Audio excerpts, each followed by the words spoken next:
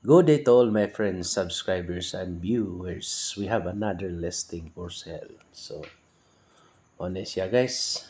It is along Barangay Road. So, rough road pa. The property is located in Barangay Cantores, Buena Vista, Bohol.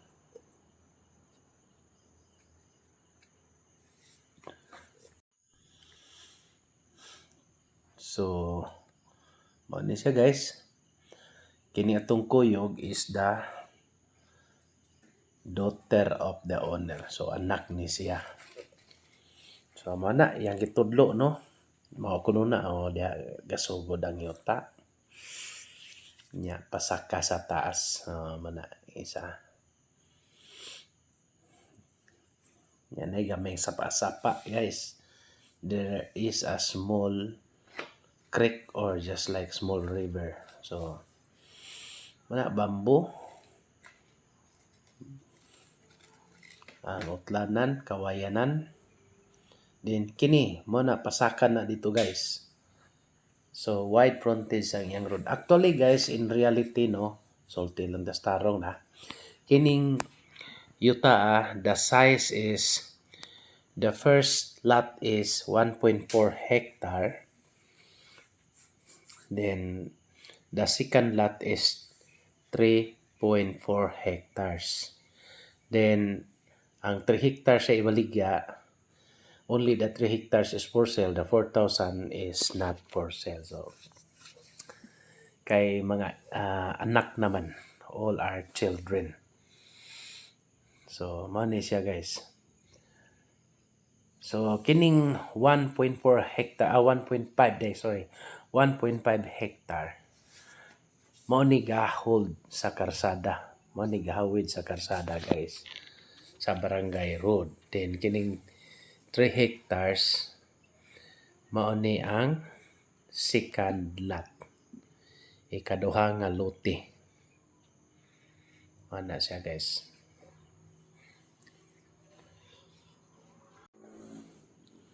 So, nag-elevate siya guys. Mo ni. Although, according to the daughter of the property, tag-iya or butang talan ng tag-iya, magini sila. Kini nga karsada, this road was still included.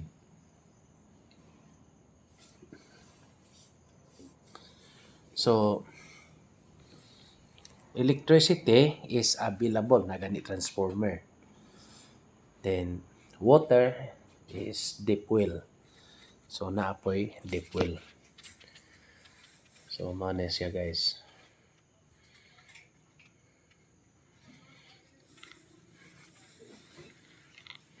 Mura ni siya o kanang uphill. Muna siya. Manay status sa'yo ta nag-uphill. Kung ari kas barangay road, murag ka-elevate ang yuta guys. Pero motabok man ta diri amo adto man ta sa moadto man ta gyud sa property no. Ang iyang boundary is this, that is mango tree. That is their boundary. And there is a house beside of the boundary ni balay.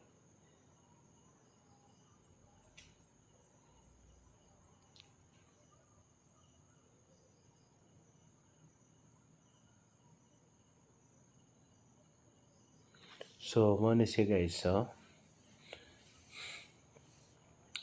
ga-elevate.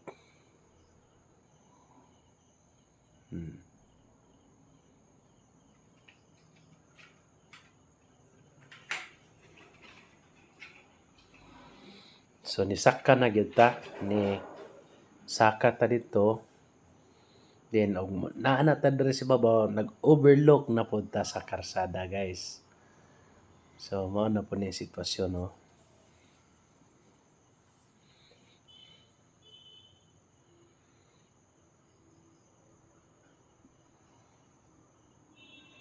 Kini ba yan tao atong kuyog no? 7 months old ni nga buntis. Basig kaloy ani, mahal ni. By the way guys, the price is 60 pesos per square meter, negotiable. 60 pesos, mga approximately 2.7 million, negotiable.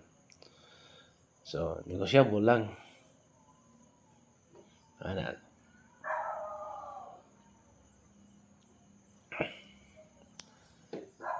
Then, from highway, approximately 2 kilometers, 2 ka kilometro. Then, ang rough road is around 1 kilometer. And concrete road is 1 kilometer. May nga nang estimate lang na to ha. So, mo ni siya guys, di ata dire nag-overlooking na ta sa kuan karsada dito, dapit nga side na overlooking to karsada. Ano na siya guys. So, nindot na kay tanawon diri guys, kay diyan naman ta si babaw. Yung overlook. Then, kining atong gibarugan, it is still part of 1.4 hectare or 1.5 hectare.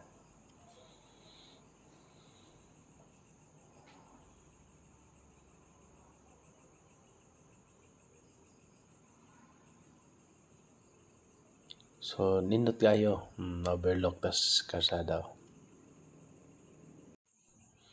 So, mao na siya guys, no? Bukid na gining lugar guys. Mountain barangay na gini siya from highway. Pero barato ra kayo kay tag 60 pesos ang per square meter man. Yeah, actually guys, according to our guide, which is one of the daughter of the owner, she heard history in the area that this was the camp of the Japanese time when it was World War II. So, kampo ni siya sa Hapon. Dire kuno to nagigira sa una. So, that is the story, no? Yeah, you know, the next ana is, you know, during that time, Japanese panglubong. Siyempre, nagdala manigbulawan sila sa una o gold bars. So, they suspect that there is or there was something that was buried in the area, which is the gold bar. So mao kuno na guys, isa to mahilig og treasure hunting, basin po og depende, di lang po tayo mga tinuod ba o unsa ba, basta kay mao na siya ang that is the story.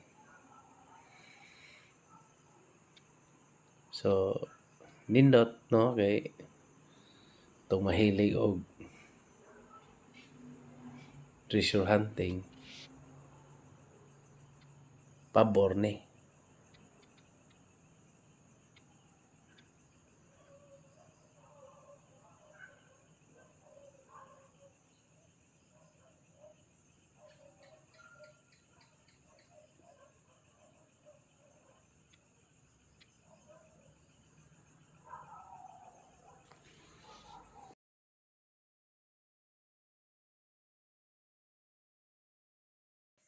So, let's continue, no? There is on the top portion of the property, guys, there are flat terrain. Napay mga patag, no? And presently planted by young coconut trees and banana trees. So, mana siya, guys.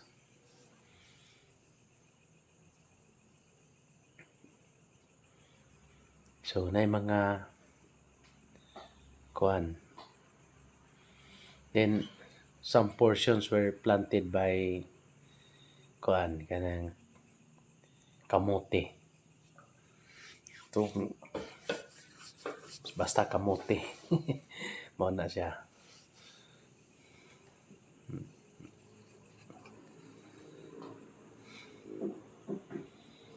Nya nindot diri guys kay di naman ka sa top portion, yung kas kinababuan, and which is flat.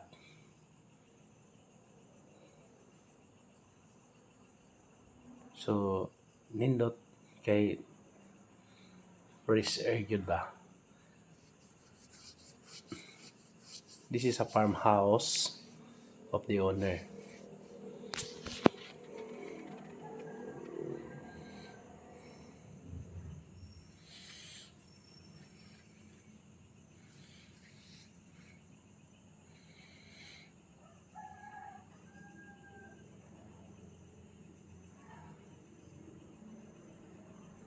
So nindot kay guys.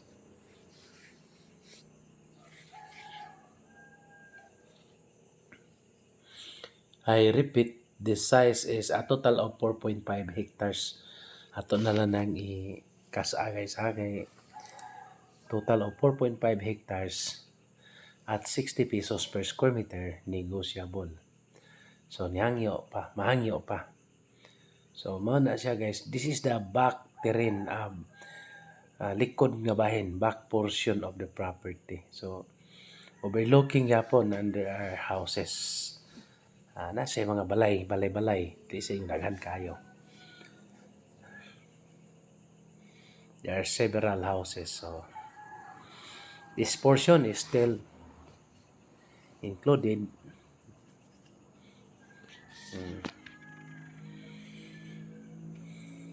Amo yung tanaw, tanan.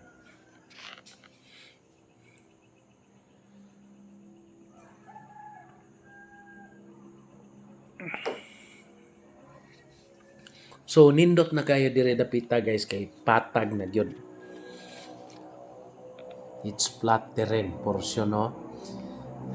So nindot na kayo magbalay dire dapita.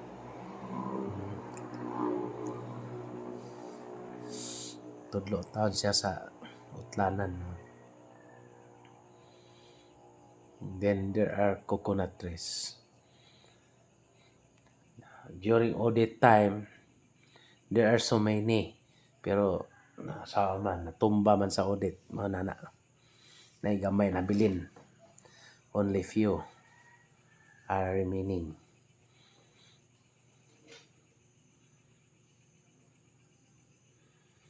So dako yung patag diri sa top portion of the property.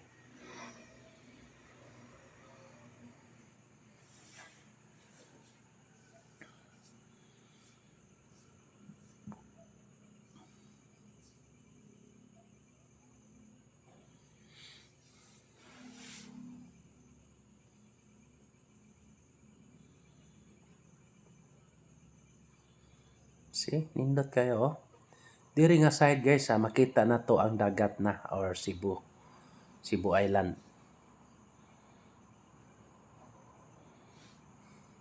Kita na tong Sugbo guys.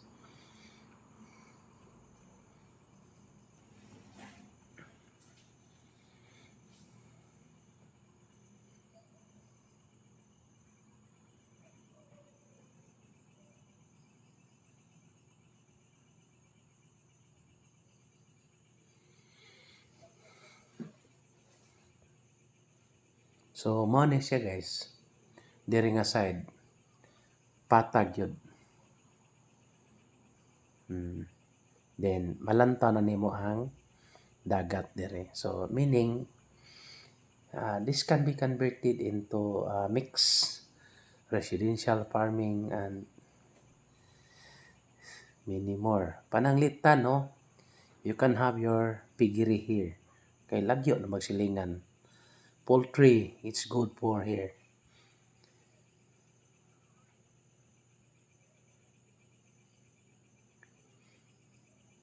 Kita ng dagat guys, oh.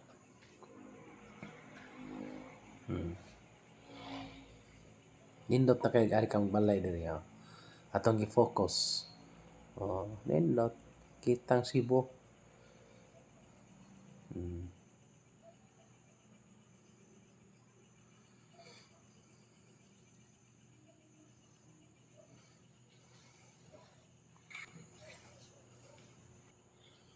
So, I repeat no, kaduhang repeat na ni. Ang gidakon size is a total of 4.5 hectares at 60 pesos per square meter negotiable. It's a titled property. Mga titulado ni guys. Nya, klaro nga titulo. So ato gyapon gilantaw na ubang porsyon sa yuta.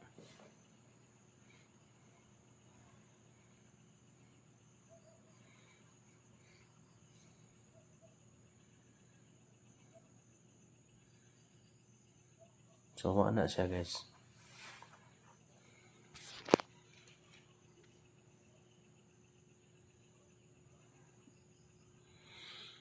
Oh, this is the back portion. Sa likod na sa yuta guys, not included.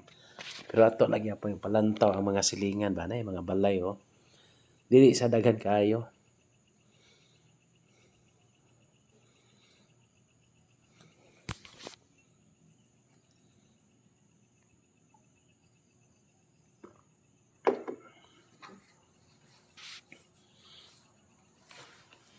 So mo na siya guys.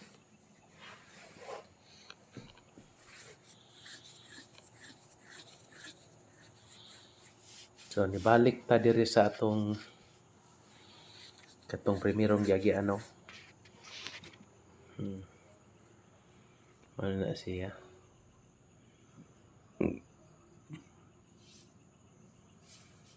Ya, ninaog ta.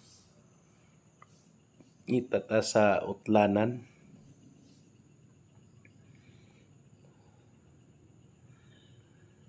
Ya, mana no 3.4 hectare ning pikas. Ya, ang 4,000 dili baligya. So mo subdivide yun tani.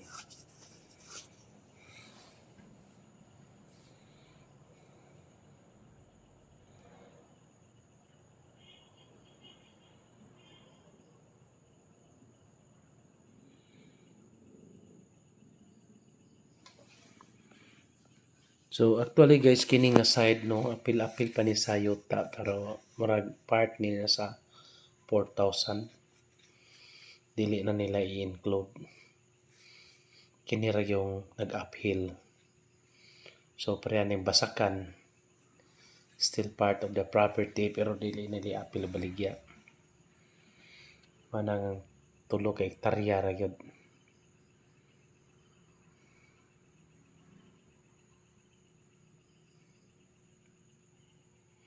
So money guys, kining rice field ani part pa ni sa property pero dili nila ibaligyag apil. Bali nig 4,000 square meters.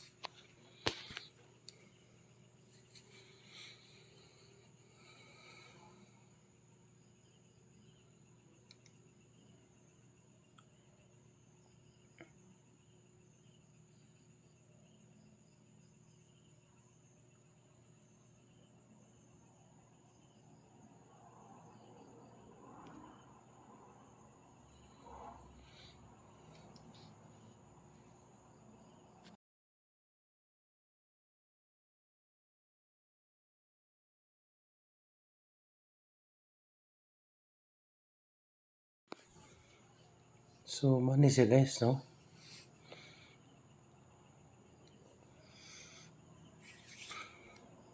Kana pa appeal. For inquiries, just contact me and please subscribe our YouTube channel.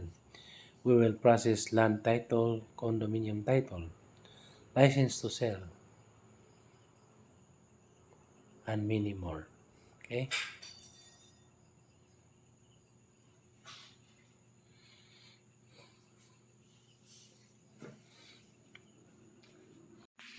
So, taas-taas yun itong video guys. So, ato magawin complete to yun ang Italy ba? I repeat, kaning primero, naghawid sa karsada, 1.5 hectare. 1.4 something 9, considering 1.5 hectares. Hectare. Then the second lot is 3.4 hectares. Yeah, 3 hectares ang ibaligya. So mo ni ilahang tabay no, ilang ibutangan og kuan tinaw kayong tubig.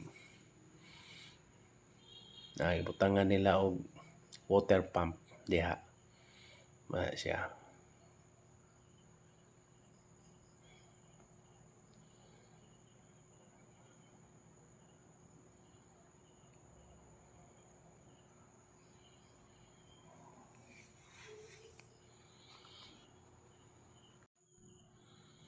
So mo ni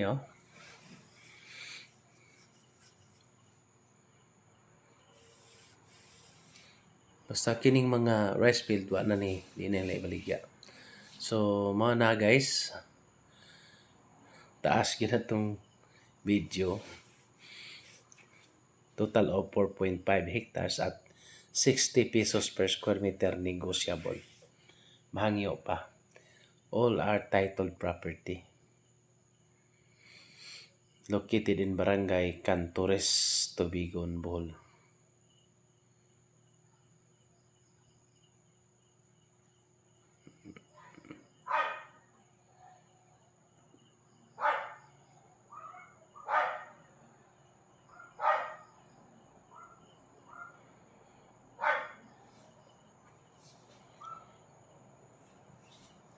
So ni pauli na tanong.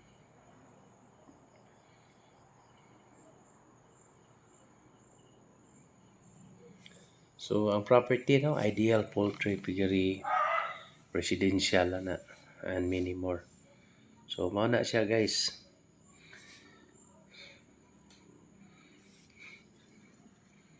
Pero dili siya hadlo kay na may mga silingan gud. Okay ra gyud.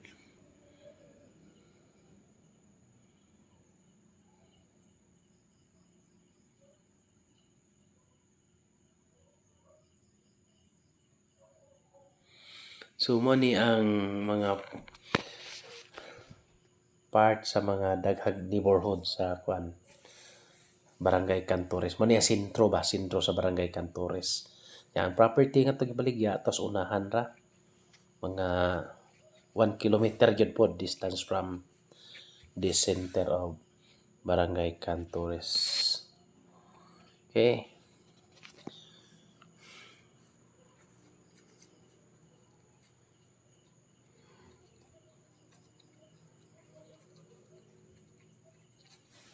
Mani ang sentro sa Barangay Cantores, guys. Buena Vista.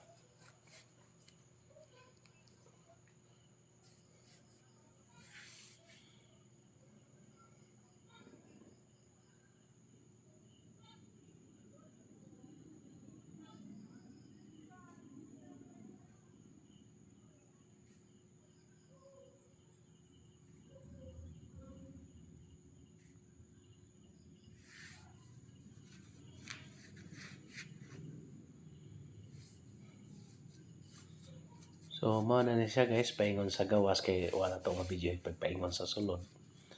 Okay. I repeat, 4.5 hectares at 60 pesos per square meter located in Barangay Cantores, Buena Vista, Bohol. Thank you.